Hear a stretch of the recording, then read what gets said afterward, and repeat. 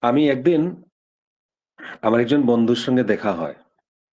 উনি আমাকে বললেন, "দেখো, এই যুগে এত নকলি গুরু বেরিয়েছে যে আমার এই গুরুর উপরে থেকে ভরসাই চলে গেছে। আমার মনে হয় না যে আসল গুরু কেউ আছে। আর আমার কিন্তু মনে হয় না যে আমি কখন গুরুকে গ্রহণ করব জীবনে। যাকে দেখি সবাই হচ্ছে ঠক। একটাই ভালো গুরু আমি দেখতে পেলাম না।" আমি বললাম, "দাদা, এই যে কথাটা আপনি বললেন, আপনাকে একটা প্রশ্ন জিজ্ঞেস করতে পারি?" উনি বললেন, "হ্যাঁ, করুন।" আমি বললাম, "দেখুন, এই বাজারে আসল নোটও পাওয়া যায়, নকলি নোটও পাওয়া যায়। আর এই যে নকলি নোটটা পাওয়া যায়, তার মানেটা কি? তার মানে হচ্ছে আসল নোট কিছু আছে, যার নকল এই নকলি নোটটাই করছে। আসল নোট না থাকলে নকলি নোট কার নকল করবে?" তো আপনি যে বললেন, এই দুনিয়াতে, এই সমাজে এতগুলো নকলি গুরু আছে, তার মানে আসল গুরু কেউ একজন আছে, যার নকল এরা করছে। উনি যেভাবে কথা বলেন, উনি যেভাবে মানুষের সঙ্গে ব্যবহার করেন, ওনার পোশাক পরিচ্ছদ, এই সবকে নকল করতে চেষ্টা করে এই নকলি গুরুরা। কিন্তু উনি যে আছেন তা সত্য। তার বলে তো ওনার নকল হয়? উনি জিজ্ঞেস করলেন যে, "তাহলে কিভাবে চিনবো? জানবো কি করে আসল গুরু কে?"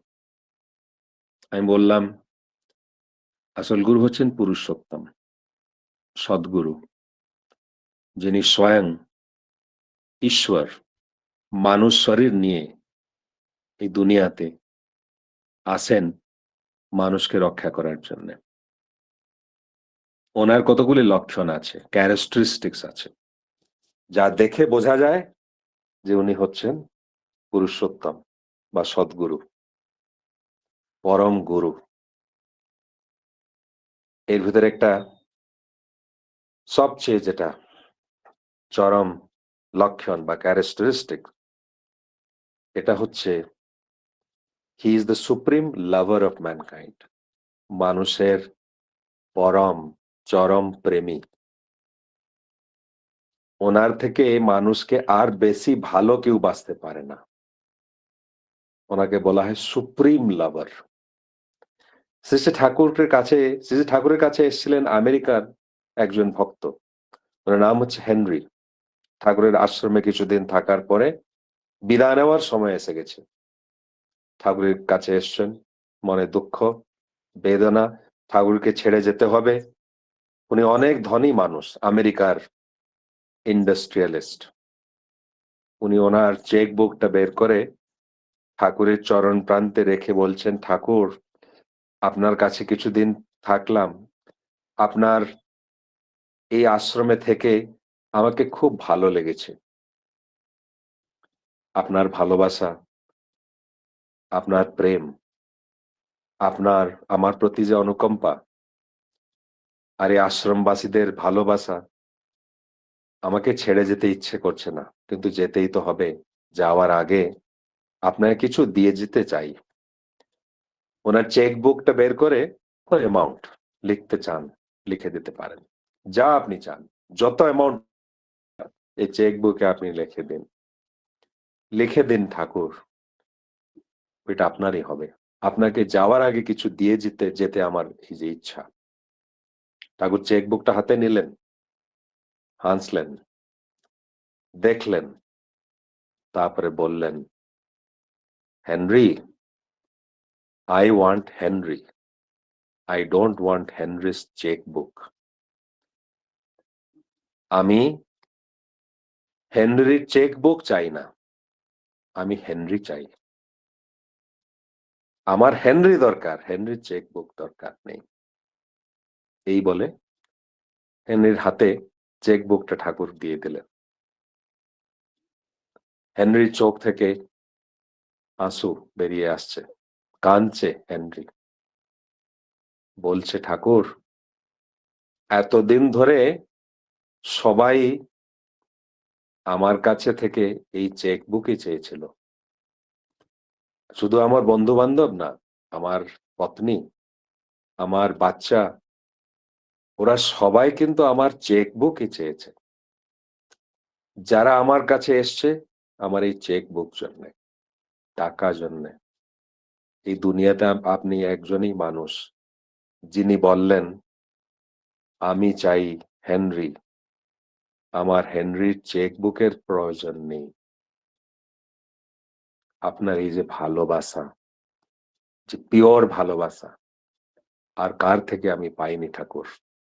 আপনার থেকেই এটা শুধু পেয়েছি। হি হচ্ছে সুপ্রিম লাভার। উনার কোন এক্সপেকটেশন নেই মানুষের কাছ থেকে। উনি উইথআউট এক্সপেকটেশন আনকন্ডিশনালি মানুষকে প্রেম করেন। শুধু মানুষকে না, এই জীবজগতে পশু, পক্ষী সবাইকে উনি প্রেম করেন। উনার আরেকটা ক্যারেক্টারিস্টিক হচ্ছে he is the supreme well উইশার of mankind. মানুষের চরম পরম মঙ্গলকাঙ্ক্ষী। উনার থেকে আর বেশি মঙ্গল কেউ চেতে পারে না। আমরা বলি আমার বাবা-মা সবাই বাবা-মা আমাদের সবচেয়ে বেশি মঙ্গল চান। কিন্তু বাবা-মার থেকেও আরো বেশি আমাদের মঙ্গলাকাঙ্ক্ষী হচ্ছেন পুরুষোত্তম সদ্গুরু। ঠাকুরের কাছে একজন আমেরিকান ডিভোটি এসছিলেন। উনি আবার এই হেনরির মতন ঠাকুর কাছ থেকে বিদায় নেওয়ার সময় উনি বলছেন যে, আপনাকে ছেড়ে যেতে তো ইচ্ছে ইচ্ছে করে না। আমেরিকা গিয়ে আপনার কাছে কি পাঠাবো? আপনি বলুন। আপনি যা বলবেন তাই আমি পাঠাতে রাজি আছি। ঠাকুর বলছেন, তাই? আমি যা বলবো তুমি তা পাঠাবে? ওই ভক্ত আমেরিকান ডিভোটি বলছেন, আগে হ্যাঁ, যা বলবেন আমি তাই পাঠাবো। ভক্তের মনে একটা ঠাকুরের এতটা উৎকণ্ঠা দেখে ওই আমেরিকান ডিভোটি ভাবছেন যে ঠাকুরের কি কিছু লোভ হয়েছে? এত খুশি হয়ে গেছেন ঠাকুর? তবুও ঠাকুরকে তো ভালোবাসেন। বলছেন, আগে হ্যাঁ, যা বলবেন তাই পাঠাবো। ঠাকুর বলছেন, তুমি যখন আমেরিকা ফিরে যাবে আমাকে কথা দাও। আমি যা বলছি তা কিন্তু আমাকে পাঠাবে। উনি বললেন, আগে হ্যাঁ, পাঠাবো। ঠাকুর বলছেন, তুমি যখন ফিরে যাবে প্রতি মাসে আমাকে একটা চিঠি লিখবে। আমার কাছে একটা চিঠি পাঠাবে। আর এই চিঠিতে লেখা থাকবে যে তুমি নিজে আর তোমার পরিবারের সবাইকে নিয়ে আর তোমার প্রতিবেশী সবাইকে নিয়ে ভালোতে আছো, ভালো আছো, আনন্দে আছো, কুশলে আছো। আর এই কথাটা আমাকে শুধু খুশি করার জন্য না, বাস্তবে এটা যে সত্য, এই কথাটা আমাকে কিন্তু জানাবে। তুমি কুশলে আছো, আনন্দে আছো, এই সন্দেশটা একটা চিঠি মাধ্যমে প্রতি মাসে আমাকে কি পাঠাতে পারবে? ভক্ত বলছে, যা কিছু চান আমি দিতে রাজি। ঠাকুর বলছেন, তোমার মঙ্গল চাই, আর কিছু না। যদি কিছু চাই, তোমার মঙ্গল। ওই সন্দেশটা, ওই খবরটাই আমাকে দেবে যে তুমি ভালো আছো, আনন্দে আছো। এই হচ্ছে পুরুষোত্তমের লক্ষণ। Supreme well উইশার of mankind. মানুষের চরম পরম মঙ্গলাকাঙ্ক্ষী। ওনার থেকে আর বেশি মঙ্গল, আমাদের মঙ্গল কেউ চেতে পারেন না। পুরুষোত্তম হচ্ছেন পূরণকারী। ওনাকে বলা হয় আপুরয়মা। মানুষের জীবনে যে যে কিছু গ্যাপ আছে, অভাব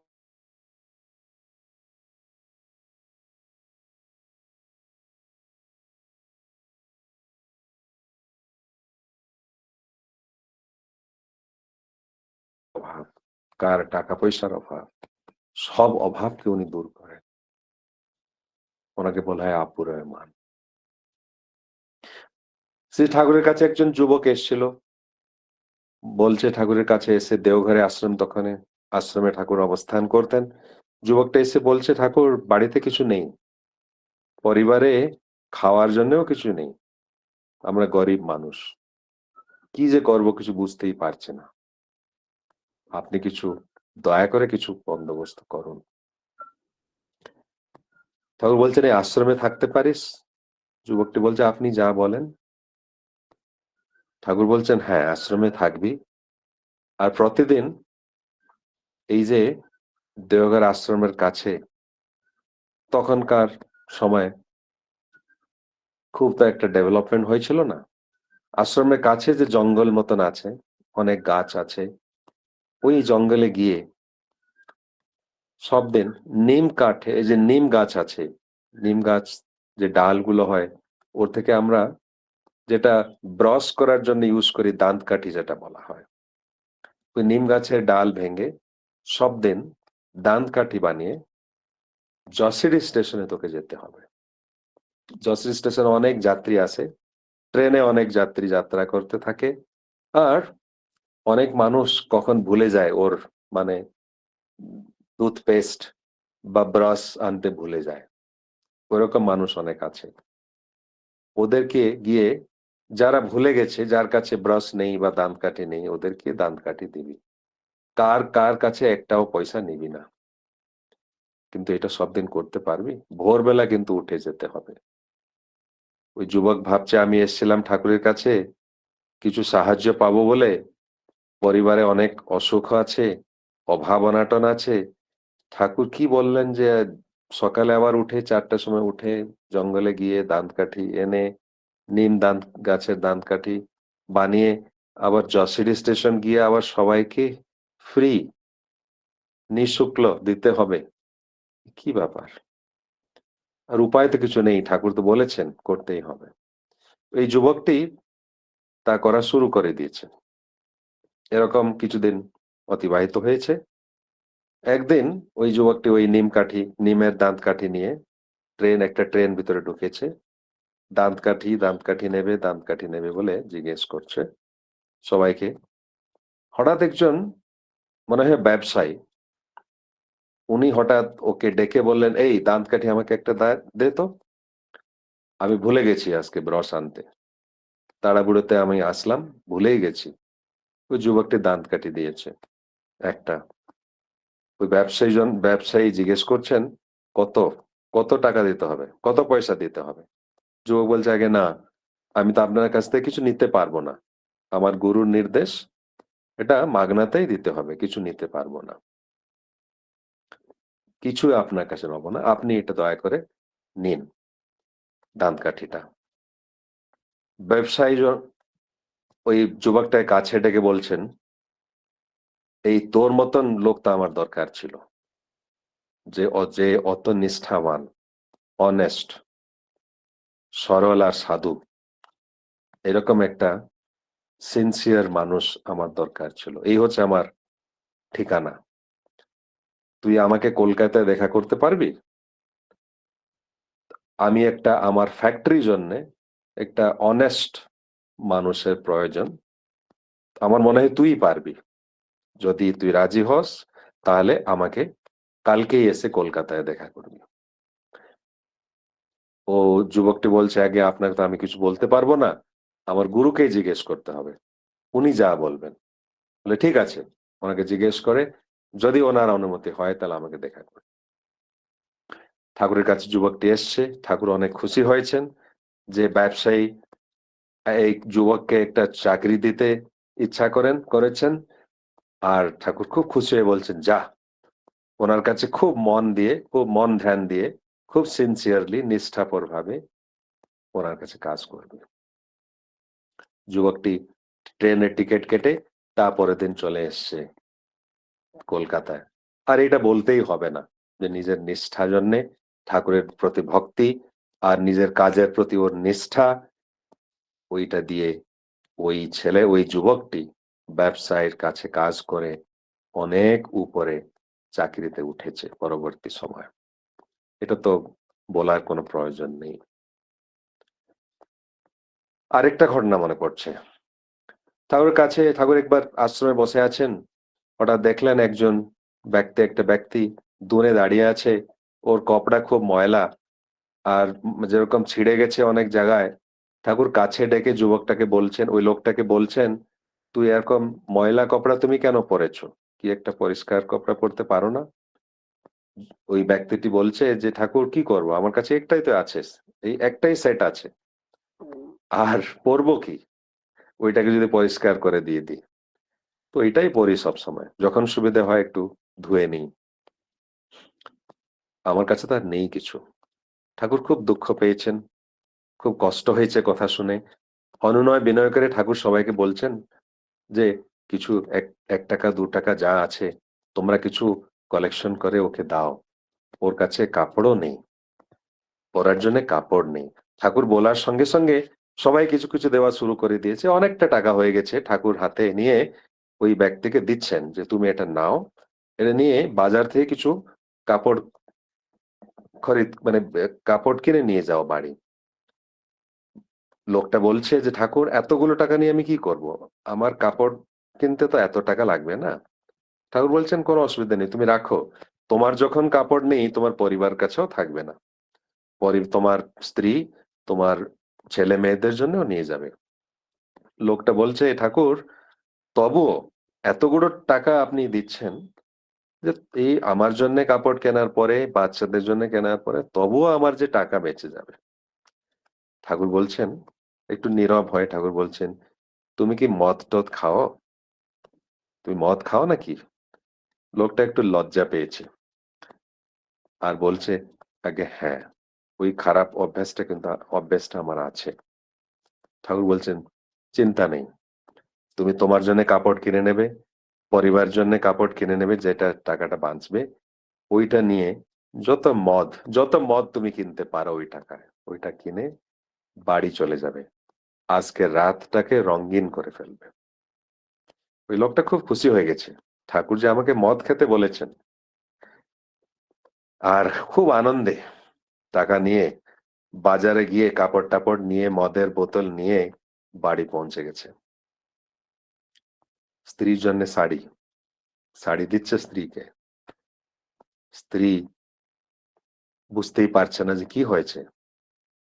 বিয়ের এতদিন পরেও কখনো আমার জন্য একটা শাড়ি আনেননি।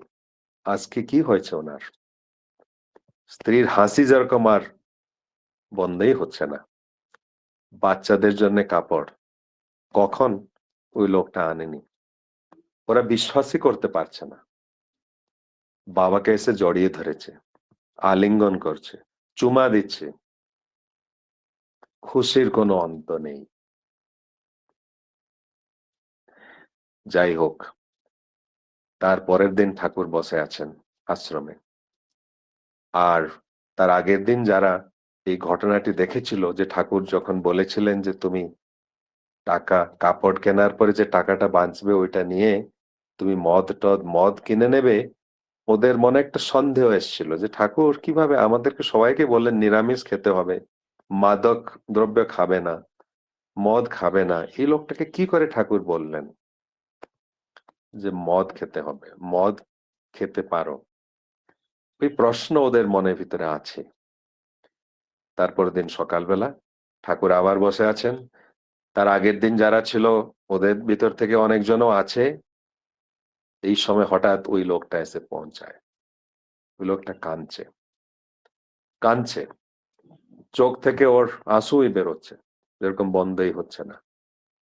ঠাকুর মধুর কণ্ঠে, স্নেহভরা কণ্ঠে জিজ্ঞেস করছেন, "সোনা কি হয়েছে? তুমি কাঁদছো কেন?" লোকটা বলছে, "ঠাকুর আপনি ক্ষমা করে দেন। আর এই ভুল করব না।" ঠাকুর জিজ্ঞেস করছেন, "কি হয়েছে? কি ভুল করলে তুমি? কি হয়েছে একটু পরিষ্কার করে কথাটা বলো?"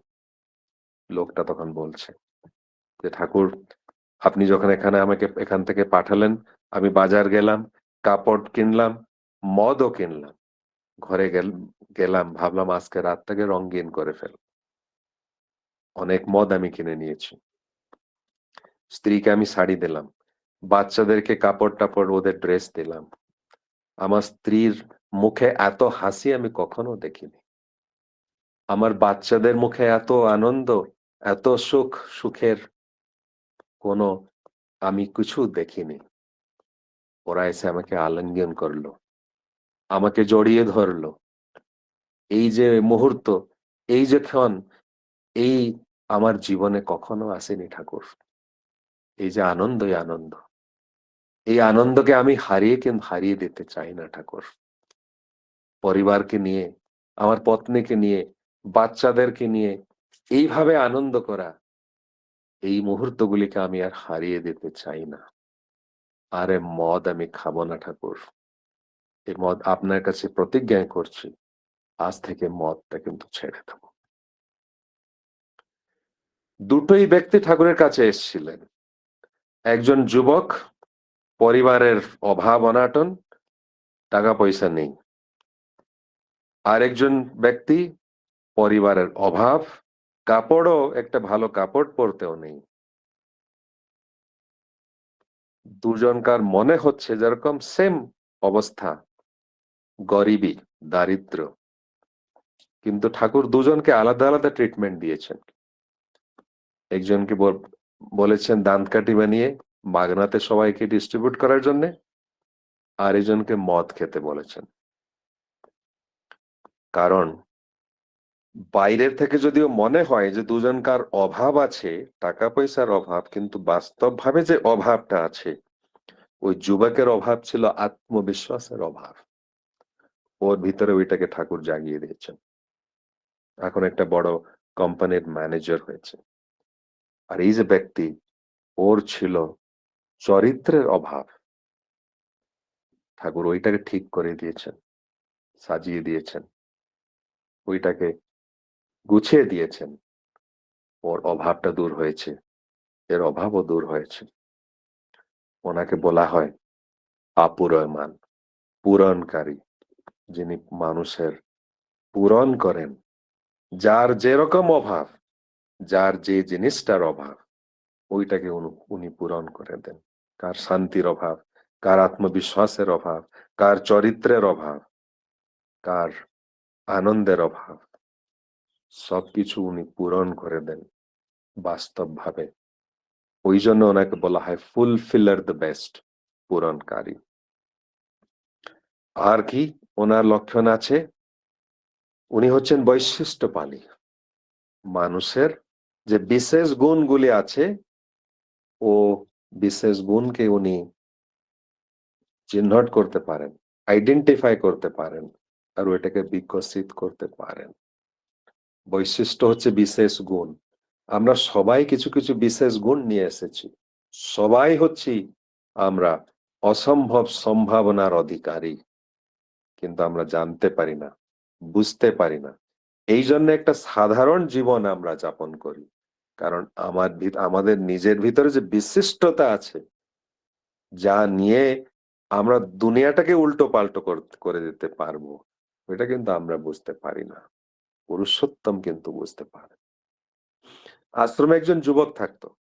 ওই যুবকটা সবাই সঙ্গে ঝগড়া করে, সবাই সঙ্গে ওর ঝগড়া হয়, সবাই ওর উপরে বিরক্ত হয়।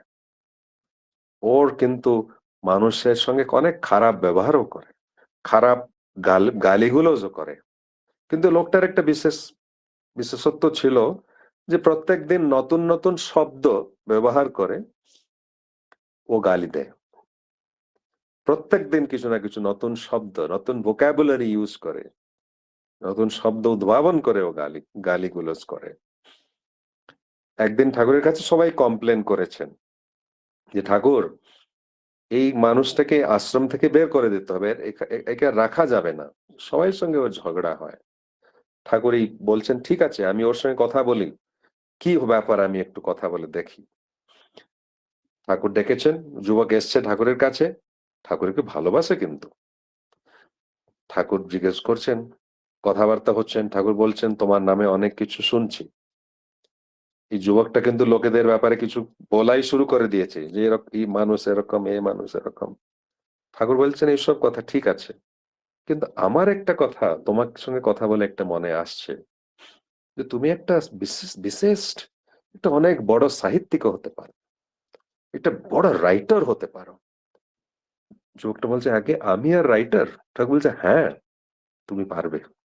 যে লোকটা প্রতিদিন নতুন নতুন শব্দ উদ্ভাবন করে গালিগুলোজ করতে পারে, ওর ভিতরে সাহিত্যের প্রতিভা না থাকলে ও কি এ করতে পারতো? আমার মনে হয় তুমি পারবে। চেষ্টা করবে সোনা? যদি ট্রাই করো, চেষ্টা করো তাহলে হবে। ঠাকুরের কথা যেরকম ওর ভিতরে একটা ইন্সপিরেশন সৃষ্টি করেছে। ঠাকুর চেয়েছেন আমি রাইটার হব, আমি একটা লেখক হব। কেন হব না? ঠাকুরের ইচ্ছাকে তো পূরণ করতেই হবে। তারপরে থেকে শুরু করে দিয়েছে লেখা। আর ঝগড়া করার সময় নেই, লেখা শুরু হয়ে গেছে। যে নতুন নতুন শব্দ উদ্ভাবন করে মানুষকে গালি দিত, এই নতুন শব্দ উদ্ভাবন করে সাহিত্যর সৃজনা শুরু করেছে। আর এই কথাটা আপনাকে বলতেই হবে না যে পরবর্তী সময়ে এই যুবকটা একটা অনেক বড় রাইটার হয়েছে। কেন? শ্রী শ্রী ঠাকুর হচ্ছেন ওর গুরু, যিনি হচ্ছেন বৈশিষ্ট্য পালি আপুর রহমান। পুরুষোত্তমের আর কি লক্ষণ আছে? আরেকটা লক্ষণ হচ্ছে উনি আঘাত পেলেও প্রত্যুত্তরে প্রত্যাঘাত করেন না। ওনাকে মানুষ অনেক আঘাত দেয়, কিন্তু উনি প্রত্যাঘাত কাউকে দেন না। সৎসঙ্গে যুগের যুগের মানে প্রাককালীন যে অবস্থা, তখন তো ভক্ত অনুরাগী কেউ নেই।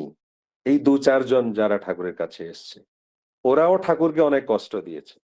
ঠাকুরকে বিশ্বাস করতে পারছে না। কখন বিশ্বাস করছে ঠাকুর ভগবান ঈশ্বর গুরু, আর কখন বিশ্বাসই হচ্ছে না। অনেক পরীক্ষা করেছে, কষ্ট দিয়েছে। কুষ্টিয়াতে তখন থাকতেন অশ্বিনী বিশ্বাস। ঠাকুরের কাছে নতুন নতুন ঠাকুরের কাছে এসছেন, ঠাকুরের কথা ভালো লাগে। আর একদিন ঠাকুর ওনাকে বলেছেন যে আমি সন্ধ্যার সময় তোমার বাড়ি আজকে আসবো, তোমার বাড়িতে কীর্তন হবে আজকে। অশ্বিন বিশ্বাস বলছে হ্যাঁ, আমি আপনাকে অপেক্ষা করে থাকবো। সেদিন পদ্মা নদীতে যে নৌকা যে চালায়, ওর নৌকাটা সেদিন খারাপ হয়ে গেছে। ও বলছে ঠাকুর আমাকে টাইম লাগবে, এত তাড়াতাড়ি ঠিক হতে পারবে না, আমাকে সময় দিন, কিন্তু নৌকাটা ঠিক করে আমি আপনাকে নিয়ে যাব। ঠাকুর অনুনয় বিনয়ে বলছেন আমি কথা দিয়েছি আমাকে যেতেই হবে, নৌকাটা তোমাকে ঠিক করতেই হবে। ওই নৌকার যে চালক নৌকা ঠিক করেছে, কিন্তু অনেক রাত হয়ে গেছে। সন্ধ্যার সময় যাওয়ার কথা ছিল, শীতের দিন, অনেক ঠান্ডাও হচ্ছে। অশ্বিনী বিশ্বাস সন্ধ্যার সময় অপেক্ষা করে ঠাকুর যখন আসেননি, ওনার রাগ হয়েছে। উনি বলছেন ঠাকুর যদি এখন আসবেন রাত্রে, বিলম্বে যদি আসবেন, আর দরজা খুলবো না। ওনার কথার কিছু ঠিকানা নেই। সন্ধ্যার সময় আসবে বললেন, এখন অব্দি আসেননি। উনি দরজা বন্ধ করে ভিতরে আছেন। এ নৌকা চালক নৌকা ঠিক করেছে রাত্রে, রাত্রে ১২টা-১টার সময় নৌকা ঠিক হয়েছে, ঠাকুর কথা দিয়েছেন। ঠাকুর নফর ঘোষ আর অনন্ত মহারাজকে নিয়ে নৌকাতে বসে পদ্মা নদী পার করে কুষ্টিয়াতে পৌঁছে অশ্বিনী বিশ্বাস বাড়িতে রাত্রে ১২টার সময় পৌঁছেছেন। দরওয়াজায় ঠক ঠক করছেন, অশ্বিনী বিশ্বাস দরওয়াজা খুলছেন না। বারবার ঠাকুর নক করছেন দরজায়, উনি কিন্তু খুলছেন না। ঠাকুর বলছেন অশ্বিনী দা আমি আপনার ছোট ভাই, যদি কিছু ভুল করেছি আমাকে ক্ষমা করে দেন, আমাকে যদি কিছু শাস্তি দেওয়ার আছে শাস্তি দিন, কিন্তু এরকম কষ্ট দিন না অশ্বিনী দা। বাইরে অনেক ঠান্ডা পড়েছে, অনেক ঠান্ডা, সহ্য করা যাচ্ছে না, একটু দরজাটা খুলে দিন না। অশ্বিনী দা ভিতর থেকে বলছেন না, তুমি যে আমাকে সন্ধ্যার সময় আসবে বলে বলেছিলে, আসলে না, এখন তুমি নিজে ভুগতেই থাকো, আমি দরজা খুলবো না। সারা রাত বিতে গেছে, সারা রাত অতিবাহিত হয়েছে। ঠাকুর দাঁড়িয়ে আছেন ওখানে, বিশ্ব দুনিয়ার মালিক, যিনি বিশ্বকে সৃষ্টি করেছেন, এইভাবে অসহায় অবস্থায় দাঁড়িয়ে আছেন অশ্বিন বিশ্বাস ঘরের সামনে।